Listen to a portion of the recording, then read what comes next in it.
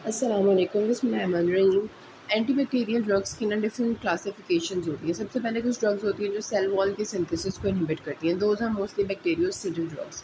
फिर उसके बाद ड्रग्स आ जाती हैं जो प्रोटीन सिंथेसिस को ब्लॉक करती हैं। उन्हें वो ज़्यादातर बैक्टीरियोस्टैटिक होती हैं, लेकिन अमाइनोग्लाइकोसाइड्स टाइप ड्रग्स जो होती हैं वो बैक्टीरियोसिडिक होती हैं। फिर उसके बाद मज़ीद अब मतलब हम बाहर से चल रहे हैं, सेल को देख रहे हैं, पहले सेल वॉल को इनहिबिट किया, फिर प्रोटीन की ड्रग्स पढ़ी, अब हम पढ़ने लगे वो ड्रग्स जो फॉलिक एसिड सिंथेसिस यहाँ पे न्यूक्लिक एसिड सिंथेसिस को रोकेंगे। ठीक है, यानी न्यूक्लियस के लेवल पे उनका काम है। फॉलिक एसिड सिंथेसिस को भी रोकेंगी तो अल्टीमेटली न्यूक्लियस पे इफेक्ट होगा, क्योंकि फॉलिक एसिड बाद में थायामीन और न्यूक्लियोटाइड्स बनाने में हेल्प कर रहा होता है, तो इसलिए फॉलिक एसिड इंपॉर्टेंट होता है।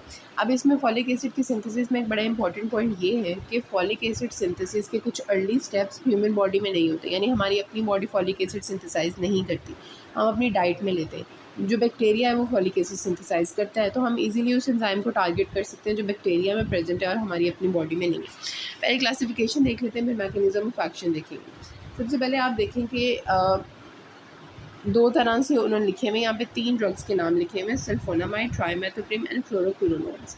इसमें से जो सल्फोनामाइड और ट्राइमेथोप्रिम है, ये दोनों क्या है, ये फॉलिक एसिड की सिंथेसिस को रोकती हैं। ठीक है, डिफरेंट लेवल्स पे। जबकि फ्लोरोक्विनोलोन से ये न्यूक्लिक एसिड सिंथेसिस रोकती है। ठीक है, ये डीएनए टोपोइसोमरेज एंजाइम को इनहिबिट करके फ्लोरोक्विनोलोन्स क्या करती हैं, ये न्यूक्लिक एसिड की सिंथेसिस को रोकेंगी, वेयर सल्फोनामाइड और ट्राइमेथोप्रिम ये फोलेट की सिंथेसिस को रोकेंगी। तो बेसिकली इस वीडियो में मैंने आपको एंटी फोलेट ड्रग्स बतानी, तो हमारे ज़्यादा फोकस सल्फोनामाइड और ट्राइमेथोप्रिम पे होगा। इन दोनों को हम एंटी मेटाबोलाइट्स भी कहते हैं, क्योंकि ये क्या करती हैं, कंपैटिटिव इनहिबिटर्स होती हैं। इस तरह से कि हमारे पास एक एंजाइम होता है, उस पे जाके एंजाइम पे ये देखें, ये नॉर्मली एंजाइम है, ये इसकी एक्टिव साइट है, ये वाली। अब यहाँ इस एक्टिव साइट पे उसका सबस्ट्रेट लगेगा। अब अगर हम कोई कॉम्पिटिटिव इनहिबिटर दे दें तो सबस्ट्रेट की बजाय वो लग जाएगा। तो इसका वो क्या होता है, जब कोई भी कम्पैटिटिव इनहिबिशन को रिवर्स करना होता है तो क्या होता है कि सबस्ट्रेट की कॉन्सेंट्रेशन बढ़ जाती है। तो ये हम रेजिस्टेंस में बाद में पढ़ेंगे कि ये जो बैक्टीरिया है वो अपने सबस्ट्रेट की कॉन्सेंट्रेशन बहुत ज़्यादा बढ़ा देगा, तो ड्रग का इफेक्ट खत्म हो जाएगा। तो अभी के लिए आप इतना याद रखेंगे, सल्फोनामाइड्स और ट्राइमेथोप्रिम, ठीक है, ये दोनों क्या है, एंटीफोलेट सिंथेसिस करते हैं, एंटीफोलेट ड्रग्स हैं, और they are antimetabolites, they are also known as antimetabolites. Basically इनको ये ड्रग्स उन्होंने फिर आगे से 3 कैटेगरीज में लिखा है, टेक्निकली 2 ही हैं, फिर तीसरी में इन दोनों को हमने कंबाइन करके ड्रग्स बनाई हुई है। नंबर 1 सल्फोनामाइड्स, उसमें डिफरेंट ड्रग्स आएंगी, then trimethoprim and finally trimethoprim and sulfamethoxazole, इन दोनों को हमने मिला के कोटिमोक्साजोल बनाई हुई है। ये काफ़ी इंपॉर्टेंट ड्रग है और पूछी भी जाती है। फ्लोरोक्विनोलोन बाद में करेंगे। अभी आप ये देखिए folic acid synthesis. Folic acid synthesis normally कैसे होती है, सबसे पहले हमारे पास एक प्रोडक्ट है, एक कंपाउंड है, दैट इज़ पैबा, पैरा अमाइनो बेंजोइक एसिड। ये वाला जो स्टेप है ये ह्यूमन बॉडी में नहीं होता, ये सिर्फ बैक्टीरिया में होता है। तो हमारे पास क्या है, पैरा अमाइनो बेंजोइक एसिड, पापा भी इसे कहते हैं। ये कन्वर्ट हो जाता है डाईहाइड्रोफॉलिक एसिड में। ठीक है, para amino benzoic acid is converted into dihydrofolic acid via an enzyme dihydropteroate synthase. Dihydropteroate synthase, ये वाला एंजाइम पैबा को कन्वर्ट कर देता है डाईहाइड्रोफॉलिक एसिड में। अब ये जो स्टेप है ये ब्लॉक कर सकते हैं कौन सी ड्रग, सल्फोनामाइड्स। ठीक है, तो जब भी कोई बैक्टीरिया का इन्फेक्शन होगा ना, हम सल्फोनामाइड्स दें तो वो जाके सिर्फ बैक्टीरिया की फॉलिक एसिड सिंथेसिस रोकेंगे, इंसानों पे तो कोई इफेक्ट ही नहीं होगा उनका, बिकॉज हमारे अंदर फॉलिक एसिड सिंथेसिस होती ही नहीं है। तो इसीलिए ये वाला स्टेप हो गया। फिर उसके बाद डाईहाइड्रोफॉलिक एसिड बनने के बाद अब जब हम इनटेक करते हैं ना फॉलिक एसिड, वो इस फॉर्म में होता है डाईहाइड्रोफॉलिक एसिड। अब ह्यूमन बॉडी में ये वाली फॉर्म एंटर हो गई है। अब इसको एक्टिवेटेड, ये इनएक्टिव फॉर्म है, अब इसको एक्टिवेटेड फॉर्म में कन्वर्ट करने के लिए 2 हाइड्रोजन ऐड हो जाते हैं। ठीक है, तो डाईहाइड्रो से क्या बन जाता है, टेट्राहाइड्रोफॉलिक एसिड। और टेट्राहाइड्रोफॉलिक एसिड जो एंजाइम ऐड कराता है उसको हम कहते हैं डाईहाइड्रोफोलेट रिडक्टेज, क्योंकि मतलब रिडक्शन हो रही है, हाइड्रोजन का एडिशन हो रहा है। तो डाईहाइड्रोफॉलिक एसिड से बन जाता है टेट्राहाइड्रोफॉलिक एसिड डाईहाइड्रोफोलेट रिडक्टेज एंजाइम के थ्रू, और इससे बाद में प्यूरिन्स और पिरिमिडीन्स और वो डीएनए वगैरह की सिंथेसिस होती है। अब आगे आप देखें, 2 स्टेप्स हमने पढ़े। पहला स्टेप क्या था कि पैबा से कन्वर्ट हो रहा था, बन रहा था डाईहाइड्रोफॉलिक एसिड, और दूसरा स्टेप ये है कि डाईहाइड्रोफॉलिक एसिड से बन रहा है टेट्राहाइड्रोफॉलिक एसिड। जो फर्स्ट वाला स्टेप है, इस एंजाइम को डाईहाइड्रोटिरोइड सिंथेज को रोकता है सल्फोनामाइड्स, जो कि पैबा के एनालॉग हैं। ठीक है, जो सबस्ट्रेट के एनालॉग हैं, नहीं सबस्ट्रेट से मिलते जुलते हैं, तो एंजाइम कन्फ्यूज़ हो जाता है और थोड़ी कंपैरेटिव इनहिबिशन हो जाती है। अब उसके बाद जो दूसरा वाला स्टेप है डाइहाइड्रोफोलेट से टेट्राहाइड्रोफोलेट पे, उस पे एक्ट करता है ट्राइमेथोप्रिम।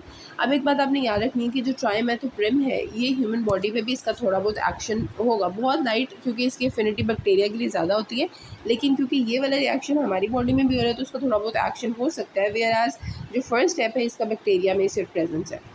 और अब ये हमारा हो गया। अब आगे मैकेनिज्म ऑफ एक्शन मैंने आपको बता दिया, यहाँ से दोबारा रीड कर लेते हैं कि सल्फोनामाइड बैक्टीरियोस्टैटिक इनहिबिटर्स हैं फॉलिक एसिड सिंथेसिस की। ये क्या करते हैं कि they are competitive inhibitors of dihydropteroate synthase, ठीक है।